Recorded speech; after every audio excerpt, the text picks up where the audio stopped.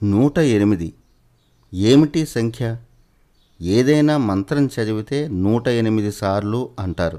ప్రదక్షిణలు చేసినా 108 సార్లు చేస్తే మంచిదంటారు. ఇది చాదస్తమా, సాంప్రదాయమా, లేదా ఈ అంకె వెనుక ఏదైనా మిస్టరీ ఉందా? భారతీయుల అద్భుత గణిత పరిజ్ఞానానికి బ్రాండ్ నంబర్ 108. అవును, దిమ్మ తిరిగే పరిశోధనలను భారతీయులు వేల ఏళ్ల క్రితమే ఎలా చేశారు అని చెప్పడానికి ప్రపంచానికి ఇచ్చిన ఎన్క్రిప్టెడ్ కోడ్ 108. ఆలయంలో ప్రదక్షిణలు ఎన్ని చేయాలి అంటే చదువు రాని వారు కూడా 108 చేస్తే మంచిది అంటారు. రుద్రాక్ష, తులసి ఇలా ఏ మాల తీసుకున్నా 108 పూసలున్నాయా అని గుచ్చి గుచ్చి మరీ అడుగుతాం. ఈ మంత్రాన్ని 108 సార్లు జపించండి, మంచిది అంటాడు పురోహితుడు. ఏమిటి 108?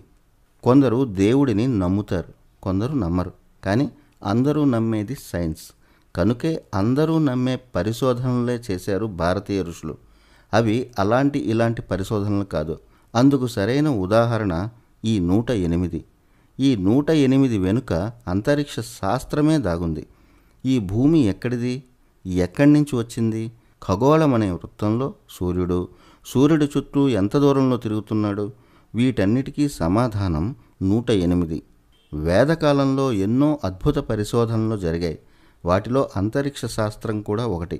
సూర్యుడికి భూమికి, చంద్రుడికి భూమికి మధ్య దూరాలు 200-300 ఏళ్ల క్రితమే కనుక్కున్నారని పుస్తకాల్లో చదివాం. కానీ వేదాల్లో ఈ డిస్టెన్స్లు ఎప్పుడో చెప్పేశారు. ఎలా అంటే 108తో. భూమికి చంద్రుడికి మధ్య దూరం చంద్రుని వ్యాసానికి 108 రెట్లు.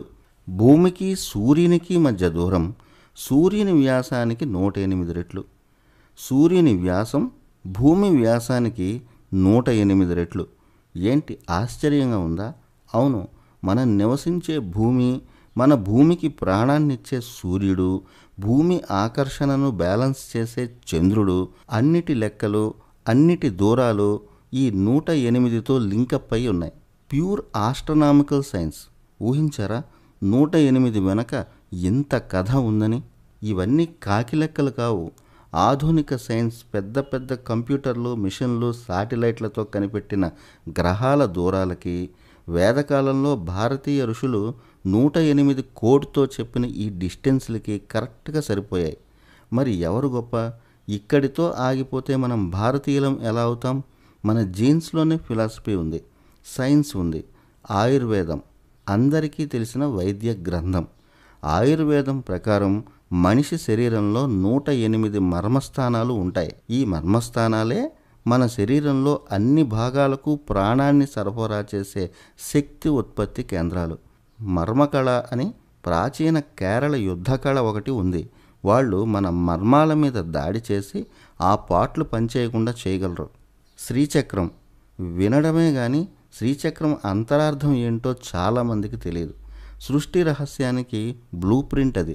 శ్రీచక్రంలో 54 స్త్రీ, 54 పురుష అంతర్భాగాలు ఉంటాయి. మొత్తం 108. పాజిటివ్, నెగిటివ్ కలిస్తే ఎనర్జీ, శక్తిని ఉత్పత్తి చేసే ప్రాచీన యంత్రం అది. శ్రీచక్రం ఇంట్లో ఉంటే నెగిటివ్ ఎనర్జీలను పాజిటివ్ ఎనర్జీగా మారుస్తుందని విశ్వాసం. జ్యోతిష శాస్త్రం కొంతమంది వల్ల అది మూఢనమ్మకం అన్న మచ్చ పడింది. కానీ జ్యోతిషం అంటే complete science, complete mathematical equations. దీనికి 108కి సంబంధం ఏంటి అంటే మనిషిలోని బిహేవియర్లకు సూచికలు. ప్రతి మనిషిలోనూ వారి వారి ప్రవర్తనలకు సూచికలు 27 నక్షత్రాలు. మనం పుట్టినప్పుడు ఏ నక్షత్రం, ఏ గ్రహం ఈ భూమి మీద ప్రభావం చూపిస్తాయో వాటి ప్రవర్తనలే మన జాతకాల మీద, మన జీవితం మీద ప్రభావం చూపిస్తాయి. అశ్వని, భరణి ఇలా 27 నక్షత్రాలు. ఒక్కో నక్షత్రానికి 4 పాదాలు. 27 నక్షత్రాలని ఈ 4 పాదాలతో గుణిస్తే అక్కడ 108 వస్తుంది.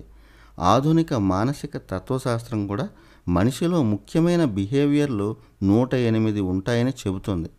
మన ఆలోచనల వల్ల తీసుకున్న నిర్ణయాలే మన జాతకం, మన భవిష్యత్తు. ఆ జాతకాన్ని చెప్పే శాస్త్రమే జ్యోతిష్యం. భారతీయ జ్యోతిష్యంలో 12 రాసులు, 9 గ్రహాలు ఉంటాయి.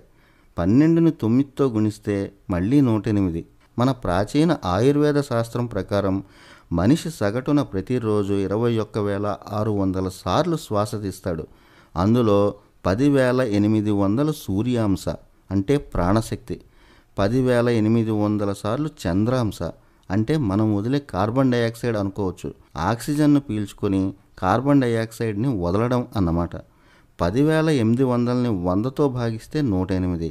భరతముని నాట్యశాస్త్రంలో చేతులు కాళ్ళు కలిపి చేసే నాట్య భంగిమలు 108 ఉంటాయి. ఈ ఒక్కో భంగిమ ఒక్కో సంకేతాన్ని చెప్తూ ఉంటుంది.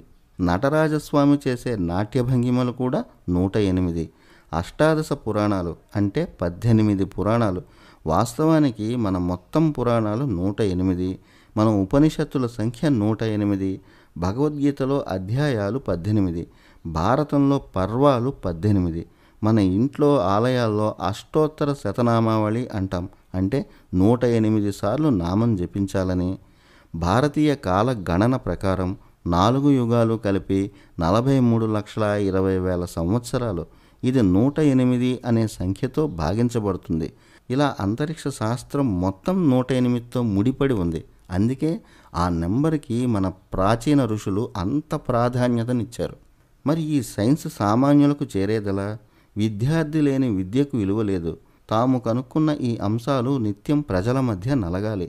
మనం ఉంటున్న భూమికి, అంతరిక్షానికి, సృష్టికి, సృష్టికర్తకు ఉన్న ఈ 108 సంబంధం తరతరాల విద్యగా మారాలి. అందుకే వైదిక విధానంలో 108కి ప్రాధాన్యత ఇచ్చారు.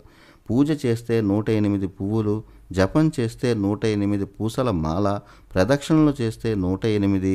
ఇలా ప్రతి దైవిక అంశంలో 108 అనే సంఖ్య నలిగేలా చేశారు.